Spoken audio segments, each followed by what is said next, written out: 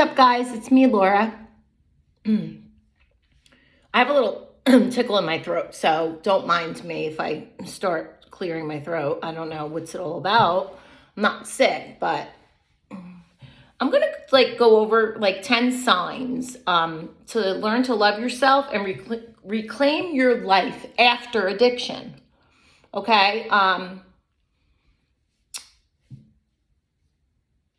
Your life changes, right? And it's a journey. So the first thing is you need to own your past. You have to accept and move on. The past is the past, right? You can't turn it back. You have to own it.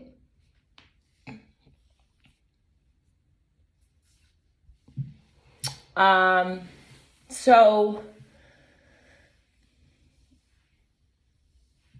meaning addiction is part of your life.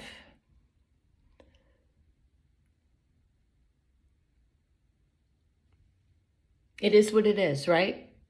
I hate to say it like that, but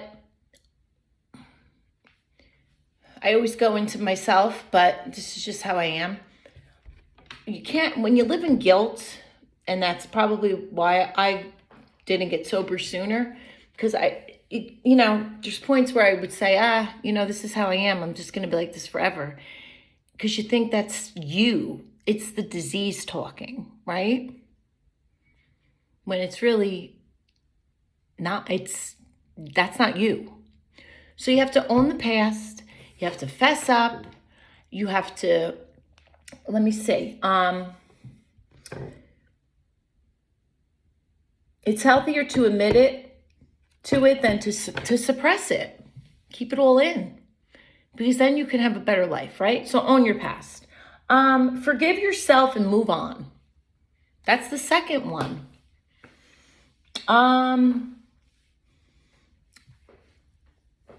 While acknowledging it is important, you shouldn't hang onto it tightly.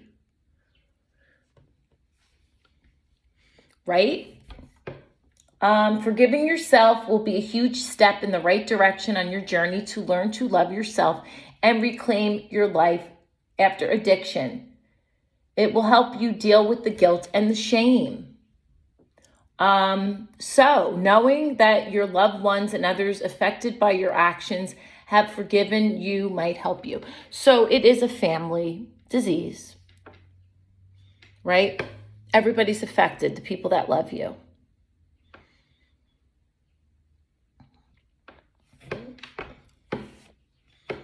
You have to forgive yourself. And look, it takes time. Okay, I can get a little personal on here.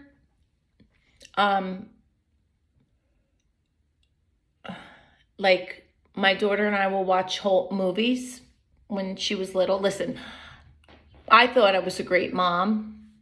Like when we went on vacations when she was little, we went to Mexico when she was 18 months old, and I was still breastfeeding. And there was a time I was sober. When I was pregnant, I stayed sober the whole time, and when I nursed her.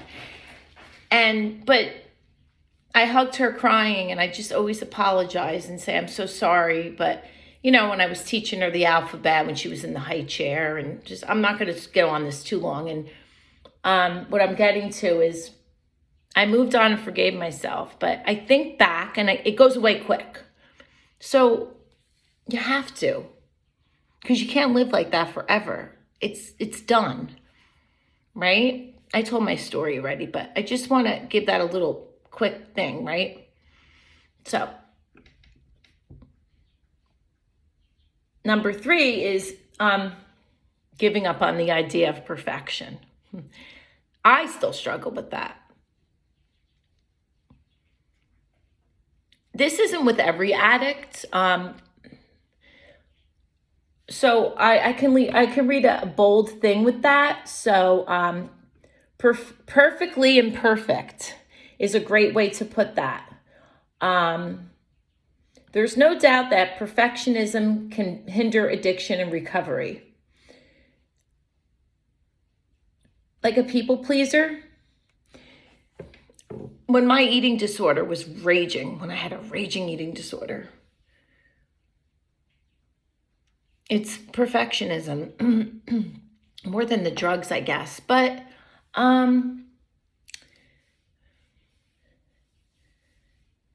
not everything's perfect. Not everybody's perfect. Life isn't perfect. Let it go. That's basically in a nutshell. I don't really have to elaborate on that.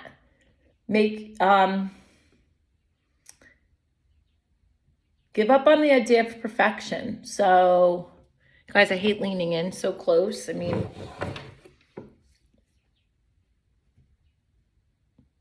try again, perfectly imperfect.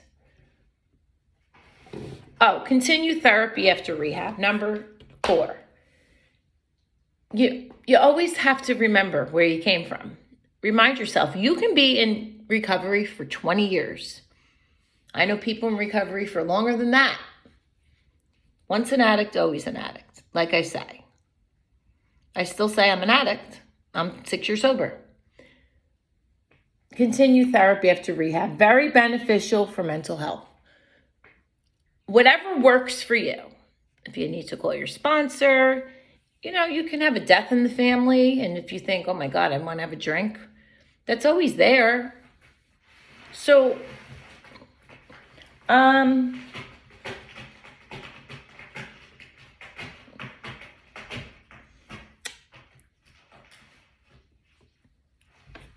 there's nothing really to say on that I didn't say already. Okay, make changes in your lifestyle. So that would be like cutting all toxic people and making new friends instead. Develop a routine and start new hobbies. Okay? Living a fulfilled life will also decrease the likelihood of negative thoughts, including negative thoughts about yourself. Picture your future and make whatever changes you need in order to get yourself there. Okay? Leave the negativity behind is number 6. What do I always say? If you think negative, negative happens. I know it's hard. That's your ego mind, right? What do I always say too? Your mind wants to win. I do it too some days. That's why the number 4, when it's imperfectly perfect, we're not always perfect. You can have 10 years sober and you still can have a negative mind. So you have to kind of brace yourself and say, leave the negativity behind. Almost like don't sweat the small stuff. Think positive. I mean, it's so simple. Yet it's not simple. Like, be in the now. Be in the now. Breathe. One day at a time.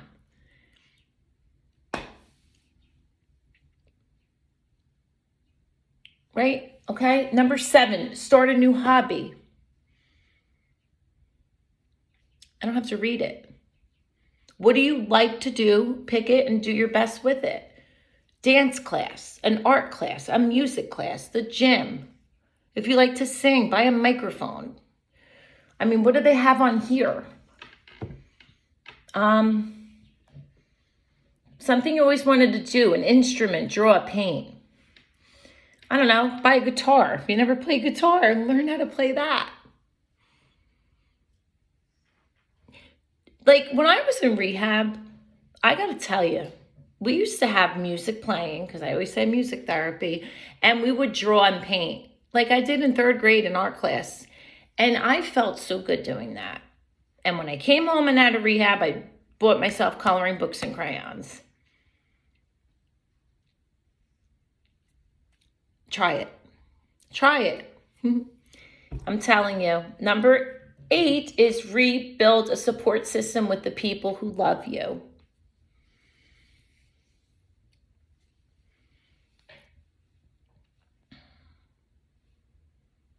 So I always say cut out to get sober. It's people, places, and things. That's basically what that one means.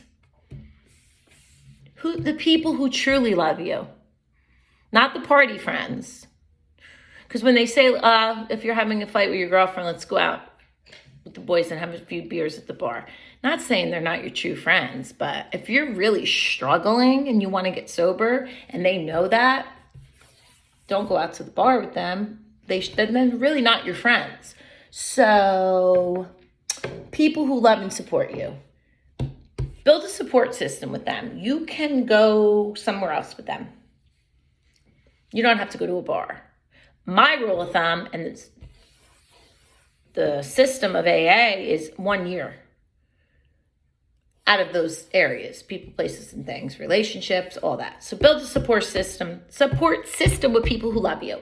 The 9th one is plan for the future. This one to me, like I'm a one day at a time. I try to not go too far ahead in the future. I'm a Gemini, I'm an air sign, and I'm an overthinker, and it's in my blood, and it will be till the day I die. So this is a tough one for me. So set attainable goals for the near future. Attainable, right? Don't think too far ahead. So what does it say? Addiction rarely lends itself well to long-term thinking. So that's just, write it in your journal.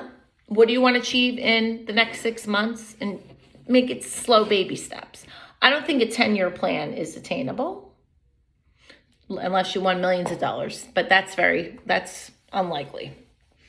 Okay. So the 10th one is be kind. I say this in all my videos. Open the door for people. Say thank you. Give someone a compliment. You may be surprised to learn that a lot of the time, self-love develops from loving others. Right? But if you think about it, it makes sense. After all, our relationships with others are a part of who we are. Internalize that all people, yourself included, are deserving of love. Be kind to others. I mean, I always think and say, bullying is, I don't know what the bullying is today. When I was in high school, bullying was bad. We had cliques. It was terrible. So my point is with that, I just lost my train of thought. When you say something nice to somebody, even like when I compliment a woman, and I do that a lot, especially where I work, the salon, like, oh, wow, you look beautiful today. Your hair looks beautiful. You have a great body. They like that. Girls will say, I like that more than getting a compliment from a man. So just be kind. Right, guys? All right, so I'm going to log off. I don't want to make this too long. Like, share, and subscribe. See you guys soon, all right? Bye.